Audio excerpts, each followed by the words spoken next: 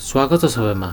आज हामी लेसन 2 मा सिकिसकेको रेक्ट्याङ्गल टुल र फिल र स्ट्रोकको कुरालाई लिएर हामी एउटा साधारण घरको इलिस्ट्रेसन गर्नेछौँ।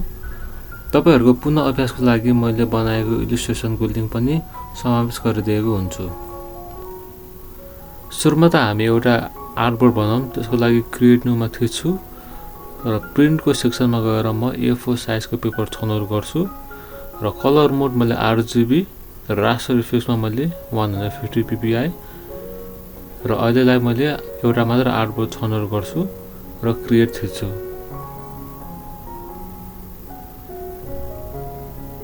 सुरुमा त हामी घरको छत बनाउँछौँ र त्यसको लागि हामीलाई फिलमा कुनै पनि रङ नराख्ने र स्ट्रोकमा चाहिँ कालो रङ राखेर स्ट्रोक साइज 2 राख्छु।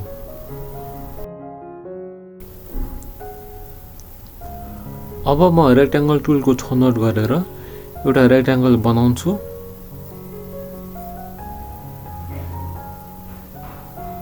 त्यसपछि डाइरेक्ट सेलेक्सन टुलको प्रयोग गरेर तलपट्टिको एङ्कर पोइन्ट्सहरुलाई म हेरफेर गर्छु। पहिले त बायाँपट्टिको एङ्कर पोइन्टलाई सार्छु र त्यसको लागि शिफ्ट कीलाई थिचेर लेफ्ट एरोलाई 3 चोटी बायाँपट्टि सार्छु। त्यस्तै गरी दायाँपट्टिलाई पनि त्यसरी नै सार्छु र डाइरेक्ट सेलेक्सन टुलकैबाट शार्प इन्चलाई मैले राउन्ड बनाउँछु। अब म घरको भित्ता बनाउँछु।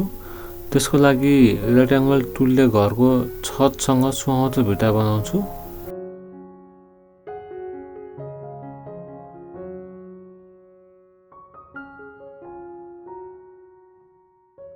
र अब एउटा ढोका र झ्याल पनि बनाउँछु।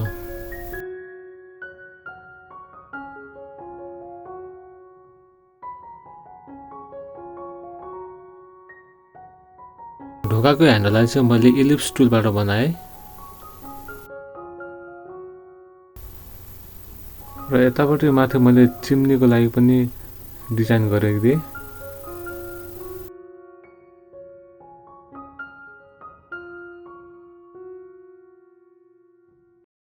अझ राम्रो डिटेल बनाउनलाई मैले यता तल सानो रेक्ट्याङ्गल पनि बनाइदिएँ।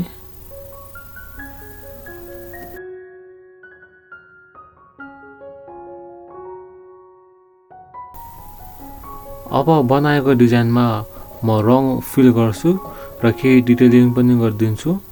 मैले चाहिँ पहिले रङ छनौट गरेको छु र हजुरहरूले पनि आफ्ना किसिमको रङ सुहाउँदो खालको रङ छनौट गर्न सक्नुहुन्छ। अब म आई ड्रपर टुलको प्रयोग गरेर आफ्नो डिजाइनमा म रङहरू भर्छु।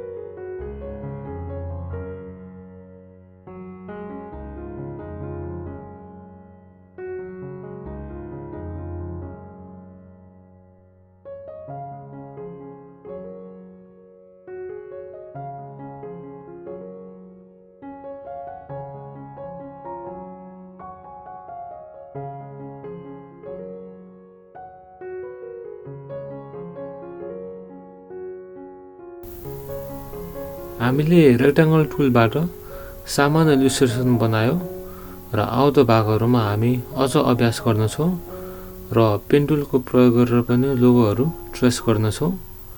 अन्तिमसम्म हेरिदिनु भएकोमा धन्यवाद।